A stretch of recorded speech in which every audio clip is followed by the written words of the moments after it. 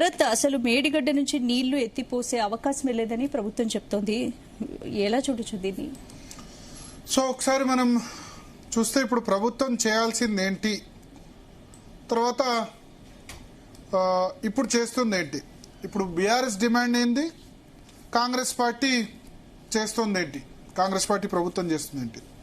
ఒకసారి నేను మన డయాగ్రామ్ వెళ్దాం. మొన్న కూడా నేను ఎక్స్ప్లెయిన్ చేశాను క్లియర్గా. ఒకసారి ఇప్పుడు ఇక్కడ మన మ్యాప్లో చూస్తుంది పాయింట్ మేడిగడ్డ.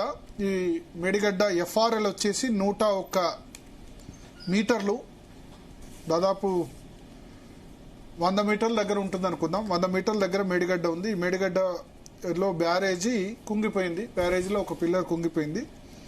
సో దీనికి సమీపంలో కన్నెపల్లి పంప్ హౌస్ ఉంటుంది. ఇప్పుడు బీఆర్ఎస్ అడుగుతోంది, లేకపోతే రైతులు ఇతరులు అడుగుతుంది అంటే కన్నెపల్లి పంప్ హౌస్ దగ్గర నుంచి నీటిని లిఫ్ట్ చేయండి.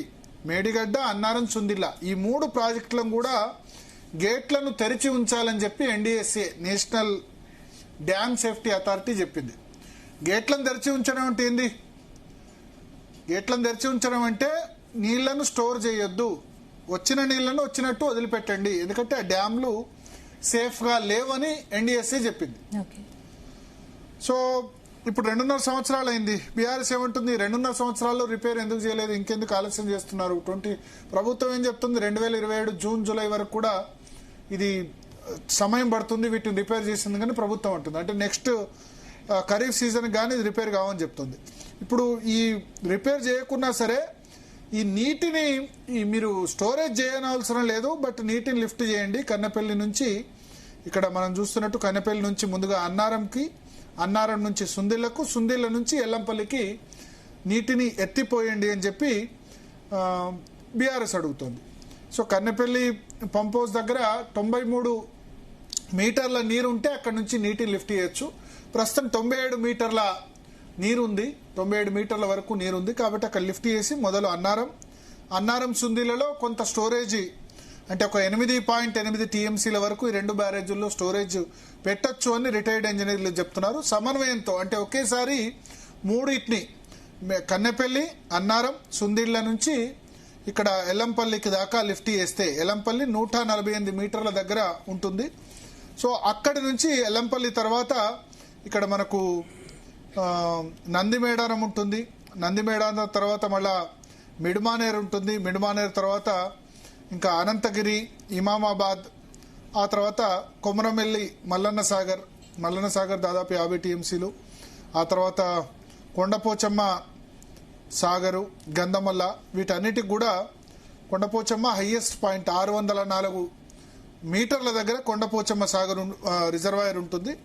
104 అంటే దాదాపు 100 మీటర్లు మేడిగడ్డ దగ్గర ఉన్న 100 మీటర్ల నుంచి 604 మీటర్ల వరకు హైయెస్ట్ పాయింట్ కొండపోచమ్మ సాగర్ కేసీఆర్ వ్యవసాయ క్షేత్రం దగ్గర ఉంటుంది. ఇది దాదాపు షామీర్పేట్ లేక్ దగ్గర ఉంటుంది. ఇక్కడ వరకు 500 మీటర్ల నీటి వరకు నీటిని ఎత్తిపోయొచ్చు. కాళేశ్వరం ప్రాజెక్టులో ఆ విధంగా సౌలభ్యం ఉంది.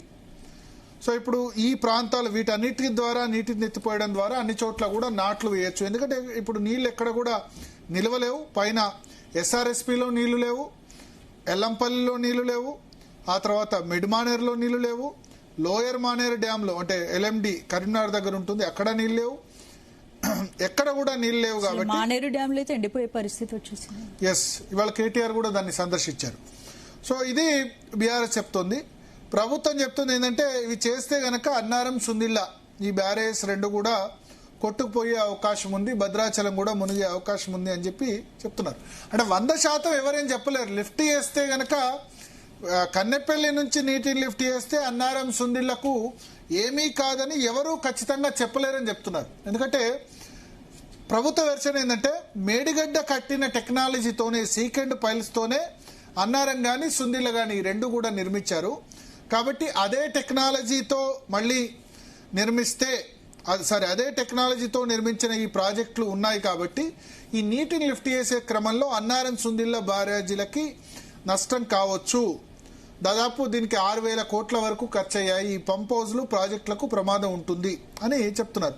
ఇప్పుడు ప్రభుత్వం ఏం చేస్తుందంటే ఎల్లంపల్లి రిజర్వాయర్కు వాటర్ తనంతట తాను వాటర్ వస్తే అక్కడి నుంచి ప్రభుత్వం లిఫ్ట్ చేసే యోచనలో ఉంది. ఇవాళ డిప్యూటీ సీఎం బట్టి విక్రమార్క కానీ, అదేవిధంగా ఉత్తమ్ కుమార్ రెడ్డి, పొంగులేటి శ్రీనివాస్ రెడ్డి ముగ్గురు కూడా దేవాదులకు వెళ్ళారు, సీతారామ ప్రాజెక్టుకి వెళ్ళారు. అక్కడ నీళ్ళని లిఫ్ట్ చేస్తున్నారు. సో దేవాదుల దగ్గర, దేవాదుల ద్వారా తుపాకులగూడెం బ్యారేజ్ కట్టారు. వరంగల్ ఖమ్మం జిల్లాకు కొంత వాటర్ ఇవ్వచ్చు, దేవాదుల కానీ సీతారామ ద్వారా నాట్లకు కొన్ని నీళ్ళు ఇవ్వచ్చు, అంటే కొంత ఏరియా కవర్ చేయొచ్చు.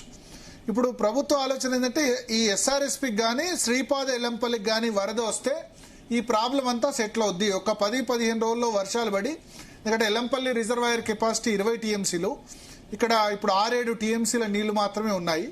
సో ఎల్లంపల్లి రిజర్వాయర్ కనుక వరద వస్తే గనక అప్పుడు నీటిని ఎత్తిపోయొచ్చు. సో దట్ ఏంటంటే మేడిగడ్డ, అన్నారం, సుందిల్లా ఇవి బీఆర్ఎస్ సమయంలో కట్టినవి. బట్ ఎల్లంపల్లి కాంగ్రెస్ హయాంలో, వైఎస్ రాజశేఖర రెడ్డి హయాంలో ఇది స్టార్ట్ చేశారు. బట్ కంప్లీషన్ బీఆర్ఎస్ సమయంలో అయినా మెజారిటీ తామే కట్టాము కాబట్టి ఆ క్రెడిట్ వాళ్లకు వెళ్ళొద్దు అన్న ఉద్దేశంతో ప్రభుత్వ ఆలోచన కూడా ఉంది. ఎస్ఆర్ఎస్పీలోనా లేదా ఎల్లంపల్లిలో వాటర్ వస్తే ఆ వాటర్ను మిడ్మానేరుకు షిఫ్ట్ చేసి అప్పుడు అప్పుడు వాటర్ ఇద్దామన్న ఆలోచన ప్రభుత్వానికి ఉంది. అయితే నెక్స్ట్ ఇప్పుడు జూలై 13వ తేదీ కదా, నెక్స్ట్ 5-6 రోజుల పరిస్థితి ఏంది ఒకసారి చూద్దాం. నెక్స్ట్ 5 రోజుల్లో వర్షాలు ఉన్నాయా లేదా? ఇప్పుడు వర్షాలు చాలా తక్కువ ఉన్నాయి. ఈ 4-5 రోజుల్లో ఆల్మోస్ట్ డ్రై వెదర్ నెలకొన్న పరిస్థితి కనిపిస్తోంది ఈ 5-6 రోజులు తెలంగాణలో. ఎందుకంటే ఈ ఋతుపవన ద్రోణి అన్నది హిమాలయాల్లో ఉంది. మనం చూస్తే ఇక్కడ తెలంగాణలో మొత్తం వైట్ డబ్బా కనబడుతుంది, డ్రై వెదర్. అంత ఇంత ఒడిశాలో లేకపోతే అక్కడ ఇక్కడ వర్షాలు ఉన్నాయి, కానీ తెలంగాణలో 15th అంటే ఎల్లుండి వర్షాలు లేవు, ఆ తర్వాత రోజు వర్షాలు లేవు, 16వ తేదీ వర్షాలు లేవు, 17వ తేదీ కూడా వర్షం పడే అవకాశం కనిపించట్లా, 18 వరకు వర్షాలు లేవు. నెక్స్ట్ 10 days కూడా రెయిన్ఫాల్ తెలంగాణలో ఏమాత్రం మనకు ప్రతిరోజు చూస్తున్నాం. 19వ తేదీ వరకు కూడా ఏం పెద్దగా వర్షాలు లేవు, 20వ తేదీ వర్షాలు లేవు, 21 వర్షాలు లేవు, 22 వర్షాలు, 22వ తేదీ కొంచెం ఏదో లైట్ రైన్స్ ఉన్నాయి. సో నెక్స్ట్ 10 రోజుల్లో కూడా మనకి వర్షపాతం కనిపించట్లేదు. 23వ తేదీ తర్వాత కొంచెం రెయిన్ఫాల్ స్టార్ట్ అయ్యేటట్టు కనిపిస్తుంది, అది ఛత్తీస్గఢ్, విదర్భ. ఈ 10 రోజులైతే మనకు వర్షాలు కనిపించట్లేదు. ఈ 10 రోజుల్లో మనం చూస్తే గనక రామగుండం ప్రాంతాలను చూద్దాం. ఈ 5 రోజుల్లో 2 సెంటీమీటర్ల వర్షం పడుతుందట. చాలా ఎక్కువ డెఫిసిట్ తెలంగాణలో ఉంది. ఇప్పుడు రెయిన్ఫాల్ డెఫిసిట్ రోజు రోజుకి పెరిగిపోతున్న పరిస్థితి మనకు కనిపిస్తుంది. 15-20% లెస్ రెయిన్ఫాల్ ఉంది. ఒకసారి లేటెస్ట్ రిపోర్ట్ కనుక చూస్తే 10 రోజులు వర్షాలు లేవు, ఎందుకంటే హిమాలయాలకి బ్రేక్ మాన్సూన్ వచ్చింది. ఇప్పుడు ఇవాళకి స్టేట్ యావరేజ్ రెయిన్ఫాల్ 28% తక్కువ వర్షపాతం తెలంగాణలో నమోదైంది.